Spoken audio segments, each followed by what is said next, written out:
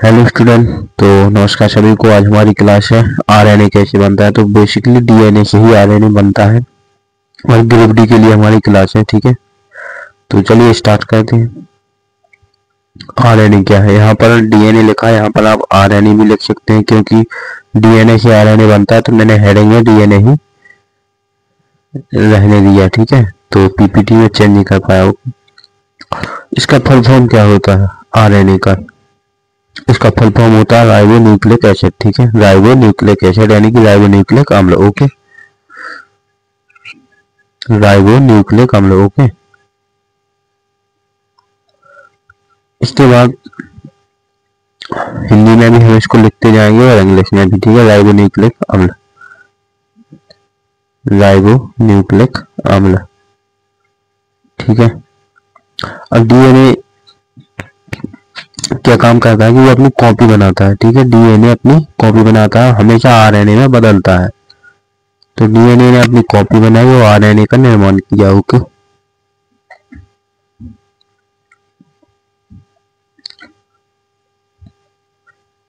और आरएनए का जो निर्माण किया वो किसके माध्यम से किया? रेप्लिकेशन के माध्यम से। ठीक है,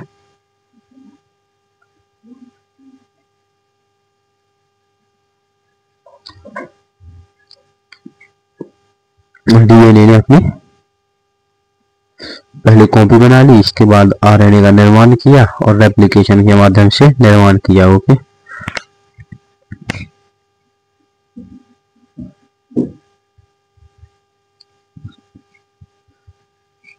यहाँ पर आरएनए बना दिया। ठीक है, अब आरएनए से क्या बनता है? प्रोटीन बनता है। ओके,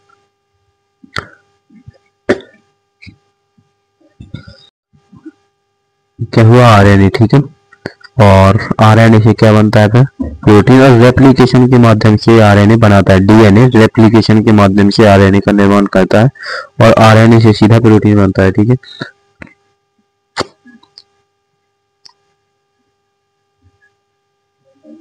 रेप्लिकेशन के माध्यम से। ठीक है, देन इसके बाद हम देखेंगे कि इस पूरी प्रक्रिया को हम क्या कहते हैं। डीएनए से जब आरएनए बनता है तो हम इसको ट्रांसक्रिप्शन कहते हैं। ठीक है, डीएनए से आरएनए बनता है तब हम इसको ट्रांसक्रिप्शन कहते हैं, अनुलेखन कहते हैं। ठीक है,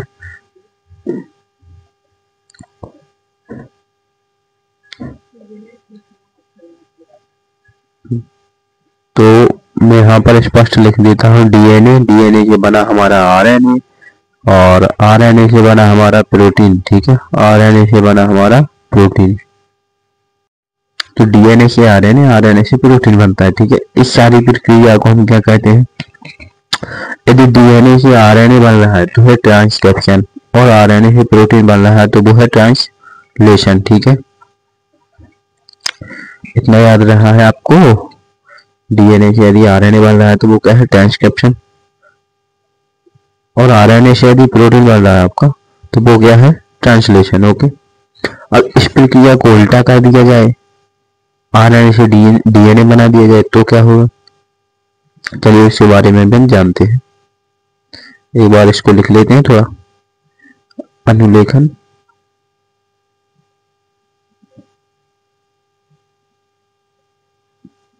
ठीक है, तो अगली स्लाइड की ओर बढ़े। यहाँ पर हम देखेंगे जब हम आरएनए से डीएनए बनाते हैं तो उसको क्या कहा जाता है। तो सबसे पहले आरएनए से डीएनए बनाने के लिए आरएनए और आरएनए से हम डीएनए को बनाते हैं तो इस सारी प्रोसेस को क्या कहते हैं? और डीएनए से फिर आरएनए बनता है और आरएनए से फिर प्रोटीन बनता है। समझ रहे हो बात को? आरएनए से डीएनए और फिर डीएनए से आरएनए, जिस तरीके से हमारे जीन के डीएनए और डीएनए से जीन बनता है उसी तरीके से। तो इसको हम क्या कहते हैं? Reverse transcription. ठीक है, यदि आरएनए से डीएनए आपका उल्टा बन रहा है तो इसको रिवर्स ट्रांसक्रिप्शन कहते हैं, क्योंकि डीएनए से आरएनए को हम ट्रांसक्रिप्शन कहते थे। ठीक है, तो प्लीज बात को समझना। ओके,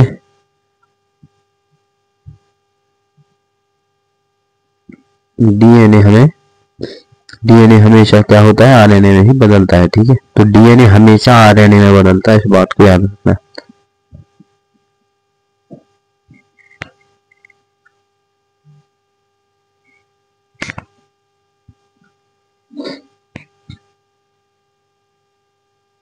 अच्छा, डीएनए की जो संरचना होती है वो कैसी होती है, इसका स्ट्रक्चर दिखाई कैसे देता है आपको, और आरएनए की जो संरचना स्ट्रक्चर है वो कैसे दिखाई देता है। तो देखो, डीएनए का कुछ इस तरीके का दिखाई देता है, जिसको हम डबल हेलिक्स कहते हैं। ठीक है, क्या कहते हैं इसको हम, डबल हेलिक्स। और आरएनए की संरचना यानी कि स्ट्रक्चर कुछ अलग दिखाई देता है, जिसको हम सिंगल हेलिक्स के नाम से जानते हैं, और वो सिंगल ही होता है। ठीक है, तो इसको नाम दिया जाता है डबल हेलिक्स। और ठीक है, और इसको नाम दिया जाता है सिंगल हेलिक्स।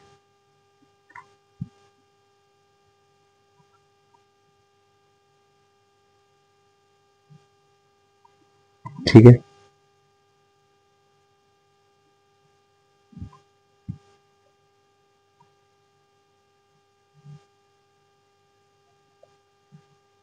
डीएनए और आरएनए में अंतर देखते हैं क्या होते हैं। डीएनए और आरएनए में कई सारे अंतर हैं दोनों में। चलिए, सबसे पहले हम दोनों में अंतर देख लेते हैं, एक साइड डीएनए एक साइड आरएनए। ओके, पहला तो दोनों का फुल फॉर्म ही एक अंतर है। ठीक है,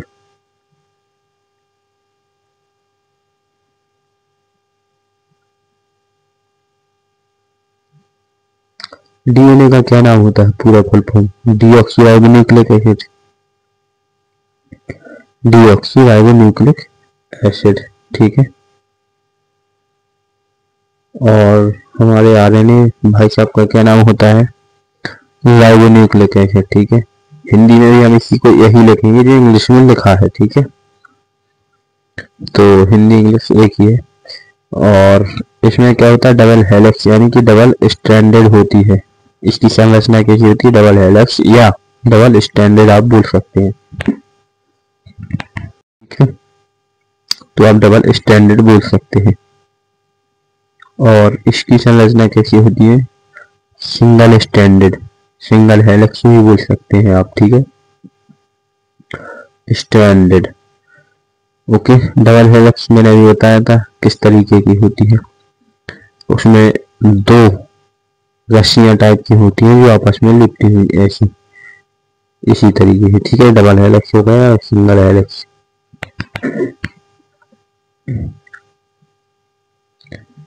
इसके बाद हमारा थर्ड पॉइंट रहेगा, इसमें डीऑक्सीराइबोज शुगर पाई जाती है। क्या है, डीऑक्सीराइबोज शुगर।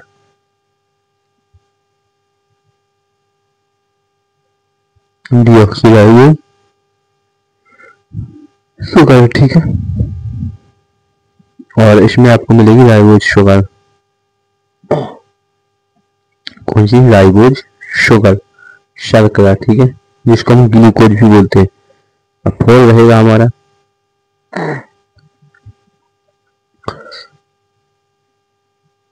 नंबर 4,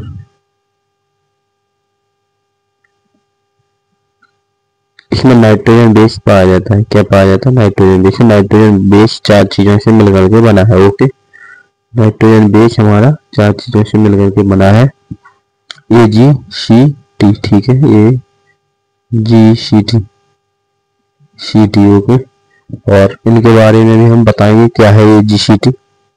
और यहाँ पे पाया जाता है यूरेशिल। यूरेशिल,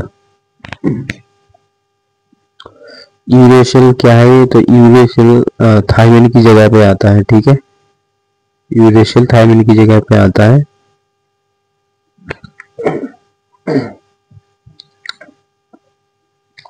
थायमिन की जगह पे। ठीक है, तो देखना यहाँ पर जब हाइड्रोजन के बॉन्ड बनते हैं तो एडेनिन, ए का मतलब होता है एडेनिन, और एडेनिन के साथ जब डबल बॉन्ड हाइड्रोजन का बनता है तो किसके साथ बनता है, थायमिन के साथ।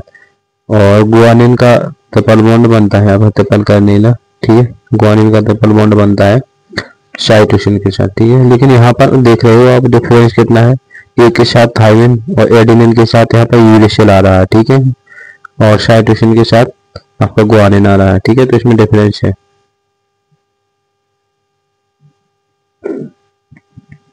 एक बार वीडियो को रुका करके दो बार देख लेना, प्लीज, सब समझ में आ जाएगा, ठीक है। एक बार यदि नहीं आता है आपको तो बाद में आ जाएगा, ठीक है। इसके बाद मानव की देह कोशिका में कितने, देखो मानव की देह कोशिका में कितने गुणसूत्र यानी कि क्रोमोसोम्स होते हैं। तो मानव में बेसिकली 23 जोड़े गुणसूत्र पाए जाते हैं जिनकी संख्या 46 होती है, ठीक है। और जब मैं 23 में से 22 गुणसूत्र को अलग करता हूँ तो वो हमारी बॉडी में काम करते हैं। बचा हुआ एक गुणसूत्र क्या होता है, वो हमारा लिंग क्रोमोसोम्स होता है, ठीक है, यानी सेक्स क्रोमोसोमों के।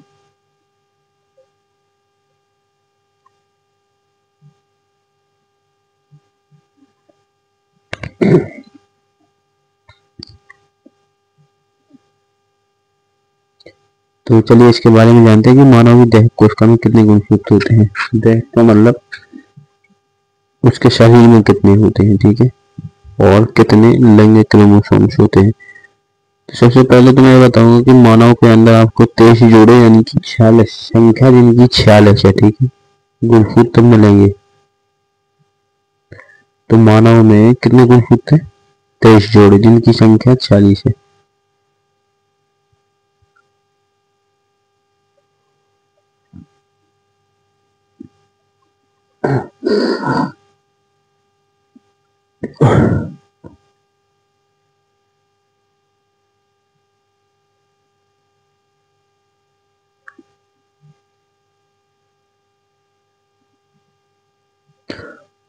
पाए जाते हैं, फिर जिनकी संख्या 46 है, जिनकी संख्या 46 है।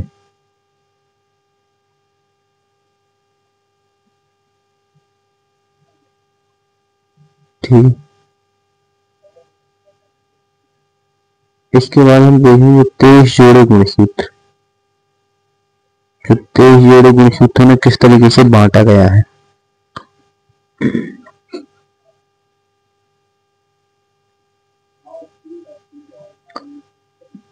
तो 22 जोड़े हमारे शरीर में काम करते हैं जिनको हम ऑटोसोम के नाम से जानते हैं, ठीक है। जो 22 जोड़े हमारे शरीर में काम करते हैं, शरीर में काम करते हैं, ठीक है।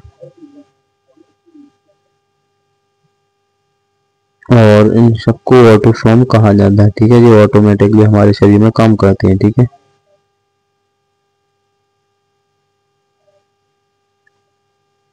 इसके बाद इनको हम देहक के नाम से जानते हैं। ये हमारी देहक कोशिका में होते हैं। कहाँ पर होते हैं, हमारी देहक कोशिका में, ठीक है। और देहक कोशिका में होते हैं जिसको हम सोमेटिक कहते हैं। क्या कहते हैं, सोमेटिक, ठीक है। Any problem, no problem.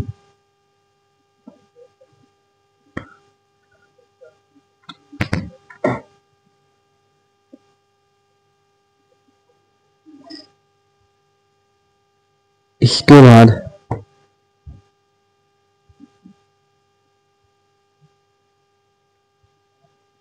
बाद हम देखेंगे इसमें कि जो हमारा एक जोड़ा बचता है, 22 जोड़े हमारे शरीर में, एक जोड़ा बचा, वो कैसा होता है, सेक्स क्रोमोसोम। कैसा होता है, लिंग गुणसूत्र, सेक्स क्रोमोसोम, ठीक है। इसको हम लिंग गुणसूत्र के नाम से जानते हैं, जिससे पता चलता है बच्चा है बच्ची, ठीक है।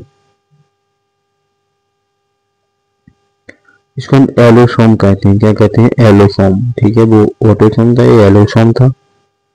और